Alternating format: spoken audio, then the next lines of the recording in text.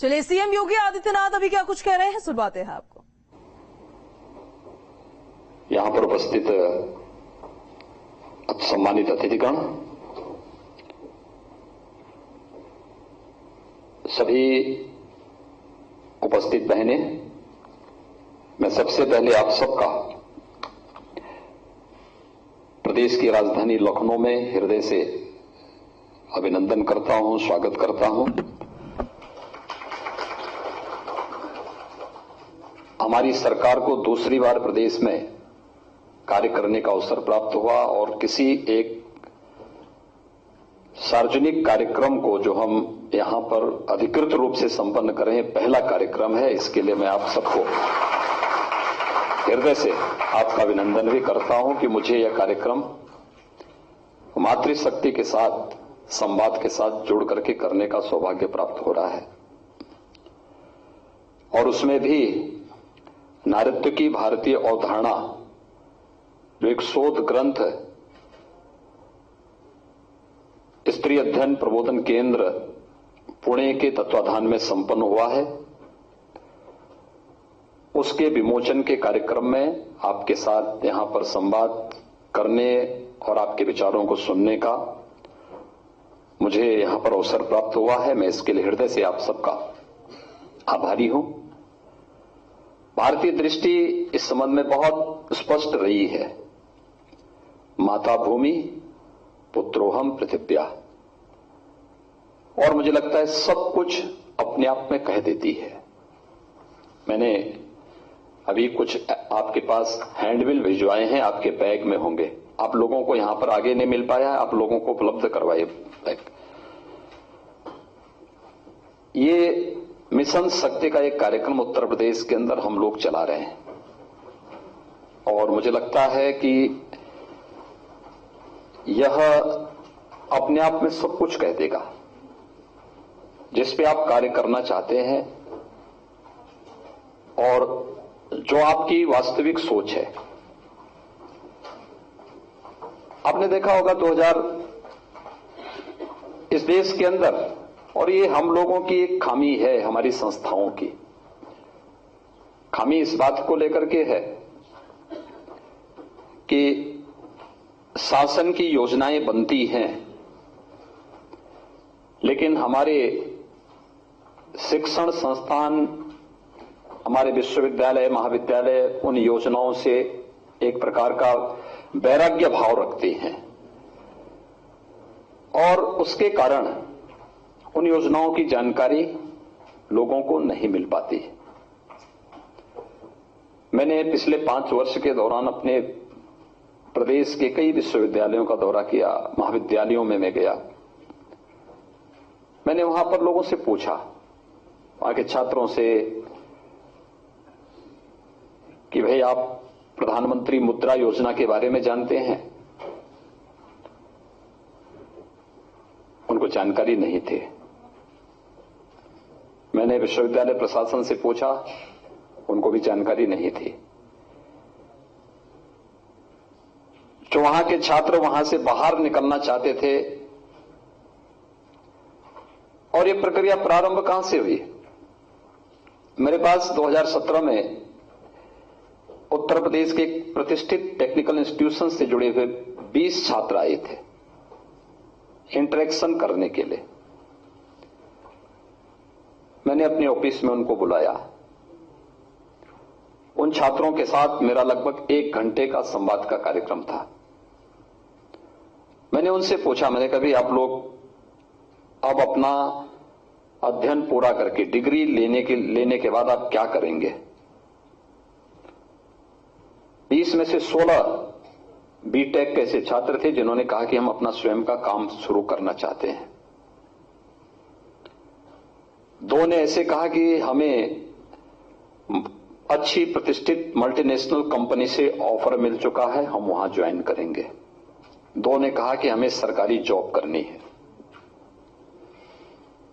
जो 2 जॉब करना चाहते थे, उसके लिए क्या उनको प्रक्रिया है, उसके बारे में मेरी उनसे मुश्किल से 5 मिनट की चर्चा हुई।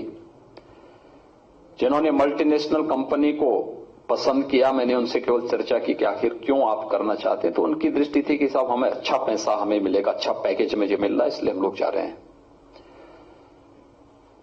मेरा रुचि थी उन 16 छात्रों में जो स्वयं अपना काम शुरू करना चाहते थे। मैंने उनसे पूछा भी आखिर आप अच्छा काम करना चाहते, आप अच्छा कर रहे हैं कि आप अपना स्वयं का काम शुरू कर रहे हैं? क्योंकि जॉब ढूंढने और जॉब प्राप्त करने की बजाय जब आप अपना काम करेंगे तो न जाने कितने लोगों को आप जॉब दे देंगे। तो जॉब सीकर की बजाय जो प्रधानमंत्री जी की मंशा है कि हमारा यूथ जॉब क्रिएटर बने, और आप वो कार्य उसके साथ जुड़ रहे हैं, अच्छा कर रहे हैं आप। समस्या क्या है? तो उन्होंने कहा साहब हम अपना काम, अपना स्वयं का स्टार्टअप शुरू करना चाहते हैं, लेकिन हम करेंगे कैसे? कुछ लोगों के पास था, उनकी आर्थिक स्थिति ठीक थी, वे स्वयं करने के इच्छुक थे। उनके जिसकी पारिवारिक स्थिति अच्छी है, बैंकों से उनके संबंध है, अपना कारोबार पहले से भी है, शुरू कर सकते हैं। लेकिन जो नया युवा है वो कैसे करेगा?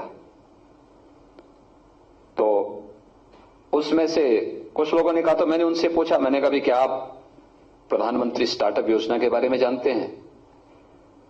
उन्होंने कहा नहीं। मैंने कहा प्रधानमंत्री स्टैंड अप योजना? उन्होंने कहा नहीं। मैंने कहा प्रधानमंत्री मुद्रा योजना? उन्होंने कहा नहीं।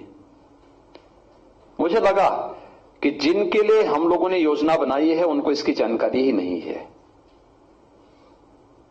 शासन योजना बनाती है, शासन के विभागों तक वो सीमित हो जाती है, वहां का बाबू ही उस तक सीमित हो जाता है, बाकी योजना वहीं पर दम तोड़ने लगती है। मैंने तब विश्वविद्यालयों में कई जगह इस प्रकार के संवाद के कार्यक्रम किए थे, और मैं बार बार इस बात को कहता हूं कि हमारे संस्थाओं को समाज के साथ जुड़ना होगा, क्योंकि इनके पास, संस्थाओं के पास सैद्धांतिक नॉलेज है, थ्योरेटिकल ज्ञान है, लेकिन समाज के पास प्रैक्टिकल नॉलेज है, वो व्यवहारिक ज्ञान उनके पास है। वे उसके व्यवहारिक पक्ष के साथ जुड़े हुए हैं, हम उसके सैद्धांतिक पक्ष के साथ जुड़े हुए हैं। जब व्यवहार और सिद्धांत दोनों मिलकर के काम करेगा तो परिणाम आएगा, तब रिजल्ट हम दे पाएंगे। और ये साजिश हुई है,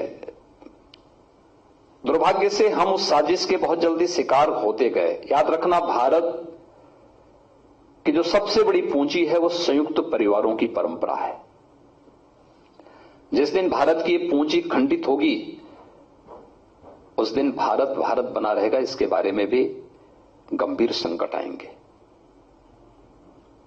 और लोगों को यही सब अच्छा नहीं लगता, जो भारत का हित नहीं चाहते उनको परिवार की दृष्टि बुरी लगती है, उनकी दृष्टि में यह खटकता है। अभी हमारे उपराष्ट्रपति जी आए थे,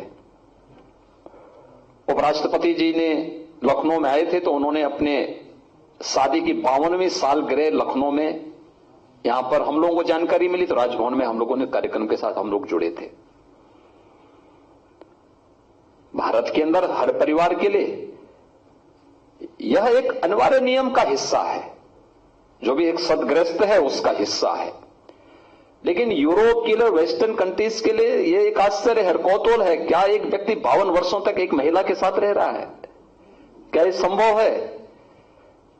उनकी दृष्टि खंडित है,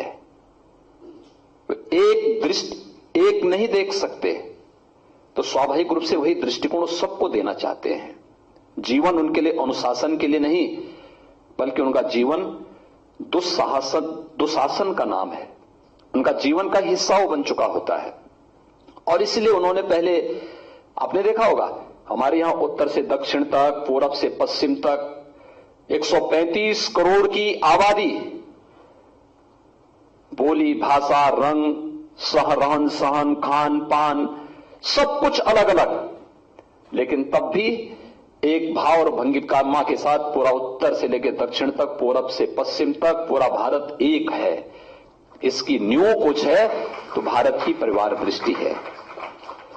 और जिनको ये नहीं अच्छा लगता है वह उसकी नाभि पर प्रहार करते हैं। कहां पर? उसकी आत्मा होती है।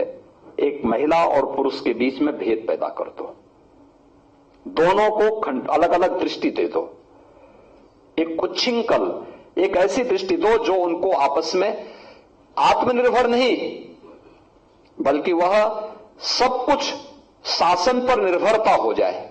और कोई समाज जब शासन पर निर्भर होकर के रहता है, कभी वह आत्मनिर्भरता के लक्ष्य को प्राप्त नहीं कर सकता। शासन पर निर्भर रहने वाला समाज कभी आत्मनिर्भर नहीं हो सकता, स्वावलंबी नहीं हो सकता और कभी भी विकास और प्रगति की बात नहीं कर सकता।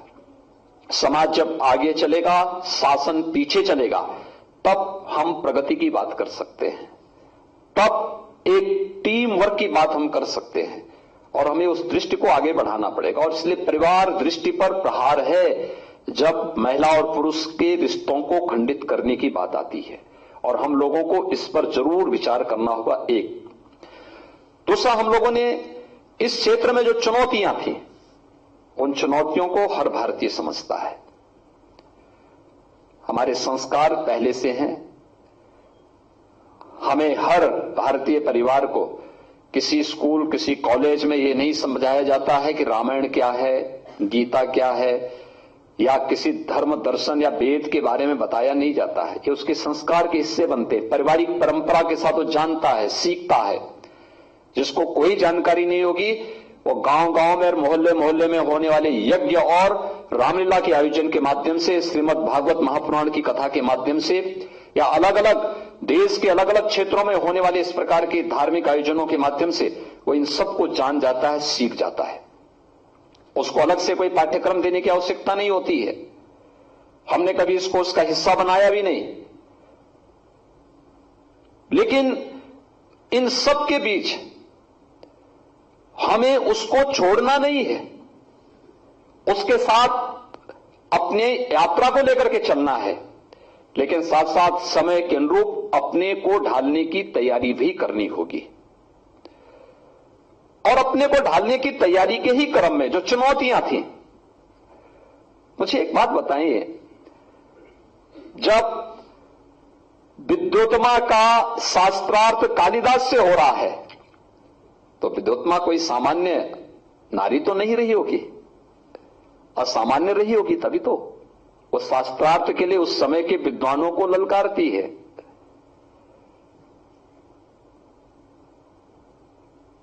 एक लंबी श्रृंखला है जहां पर उनकी विद्वता में कोई सानी नहीं, उनकी योग्यता और क्षमता में कोई सानी नहीं। जनकपुर में धनुष यज्ञ का आयोजन होता है। आखिर सीता कोई असामान्य नारी तो नहीं रही होगी। बड़े बड़े योद्धा, महायोद्धा आकर के जिस धनुष को नहीं उठा रहे, लेकिन सीता उसको एक जगह से दूसरी जगह लेकर के रख दे रही है। आगे कोई बात तो होगी। उस क्षेत्र की वह पारंगत थी, उनमें इतनी विद्वता थी और इतनी शक्तिशाली और स्वयं में थी कि वह उस धनुष को एक जगह से दूसरी जगह में रख सकने की सामर्थ्य रखती थी।